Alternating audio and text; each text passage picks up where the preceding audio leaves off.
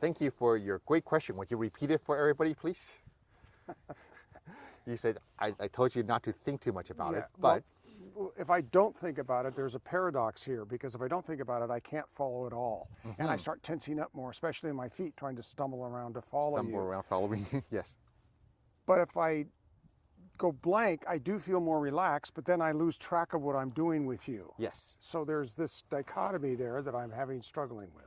So, very good question. This was particularly in context of following along with doing the long form, all the complexity of the movements. How to not think about it without getting it all wrong, basically, right? So you said it very well. It's like, if you don't think about it, you feel more relaxed, but you're not keeping up and not doing the particular movements. What do you think is more important, you being relaxed or you keeping up with me?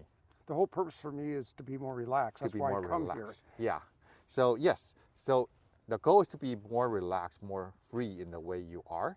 And if following the sequence of the movement from me or whatever other source is making you tense up, then don't follow it, right? The pressure we put on ourselves to do things a certain way causes us mental and possibly physical, emotional tension, right?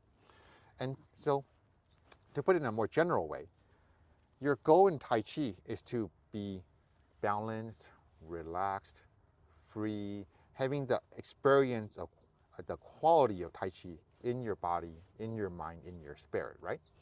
And so sometimes you will do something that is a little bit complicated, a little bit beyond what you're comfortable with, which will tend to make you more tense, right? So what you would do is make it a little simpler. So if doing the 85 movement form makes you have to think really hard, and keeping up with me pressures you to do it a certain way, then don't keep up with me. Or watch a video and play on half speed or 1/4 speed so you can slowly follow along in a leisure way.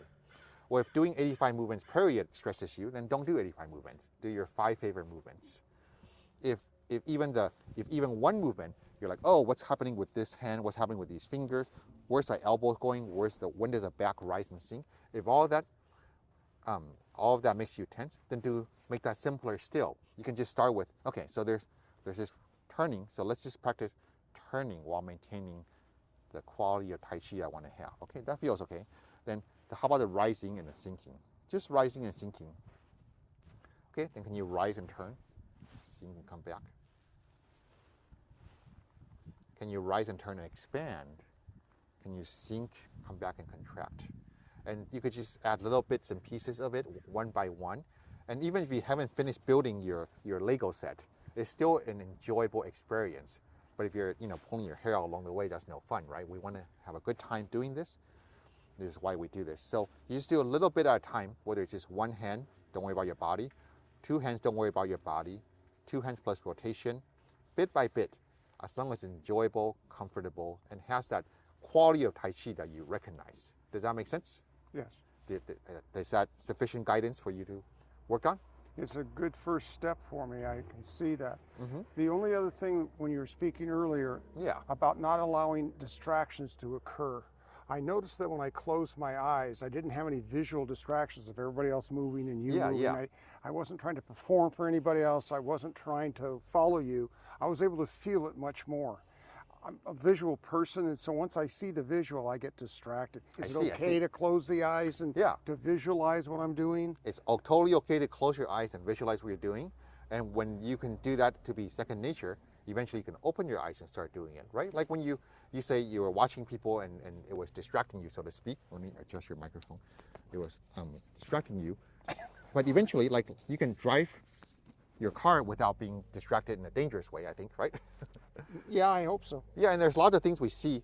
There's things that intentionally try to distract us, billboards, neon lights, and stuff like that. But we can learn to be skillful nonetheless, right? To be present and aware nonetheless, in spite of all these distractions. So eventually you want to have that quality, because Tai Chi is a moving meditation, meaning we're moving, we're not just staying still in a dark room. And beyond that, Tai Chi is something that we're going to take into the world.